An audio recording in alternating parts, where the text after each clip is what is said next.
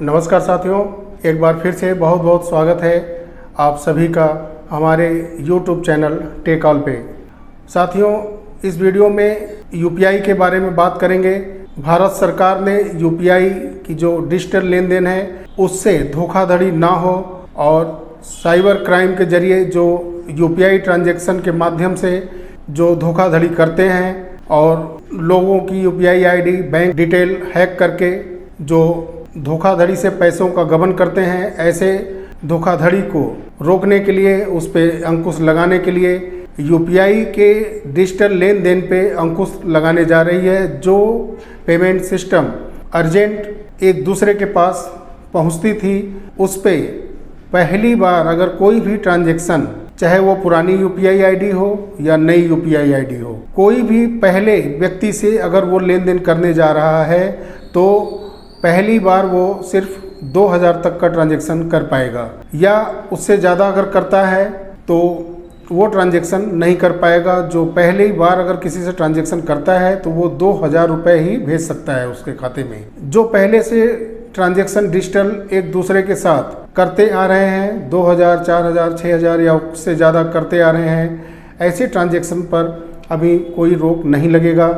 लेकिन किसी पहले दो जन, यानी पहले ट्रांजैक्शन पे, चाहे वो यूपीआई आईडी नई हो या पुरानी हो, अगर करते हैं तो फर्स्ट टाइम आप 2000 भेजेंगे, वो भी कम से कम 4 घंटे वेटिंग में पड़ा रहेगा, उसके बाद वो अगले के अकाउंट में पहुंचेगा। तो ये ज़रूरी नहीं है कि किसी का आपका नया यूपीआई आईडी हो, कोई भी यूपीआई आईडी हो, किसी भी जन से आप पहली बार अगर ट्रांजैक्शन करने जाते हैं तो उनके लिए ये नियम अब लागू होने जा रहा है। फाइनेंशियल ईयर 2024 से ये प्रारंभ हो सकता है। ऐसा इसलिए कि फाइनेंशियल ईयर 2022-23 में लगभग 14,000 से ऊपर ऑनलाइन साइबर फ्रॉड, बैंक से पैसे निकाले गए, यूपीआई के ट्रांजैक्शन से, सिक्योरिटी लीकेज की वजह से, कुछ गलतियों की वजह से साइबर फ्रॉड करने वाले तमाम धोखाधड़ी किए हैं।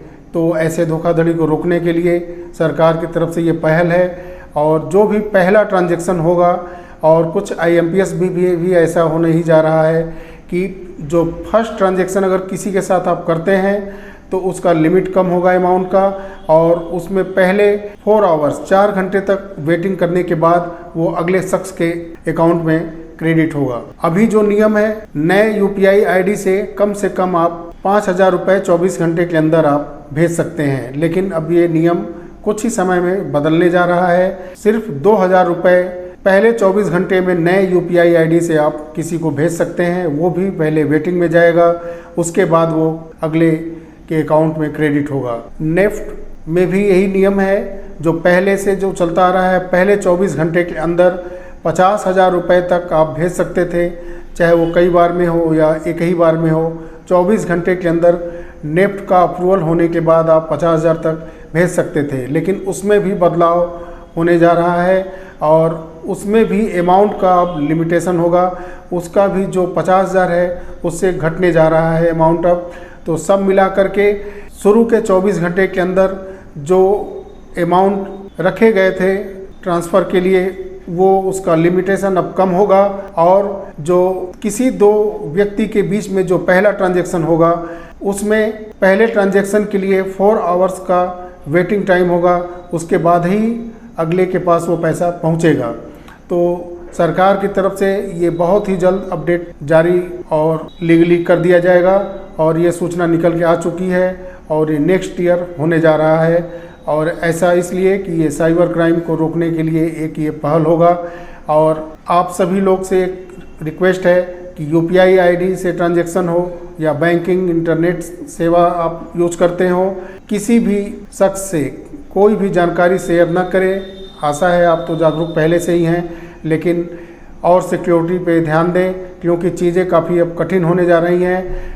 जो अर्जेंट पेमेंट सिस्टम पहले से थे वो अब डिले होंगे। 4 आवर्स किसी से आप इमीडिएटली अगर ट्रांजैक्शन नए जन से करते हैं तो 4 आवर्स का वेट करना पड़ेगा।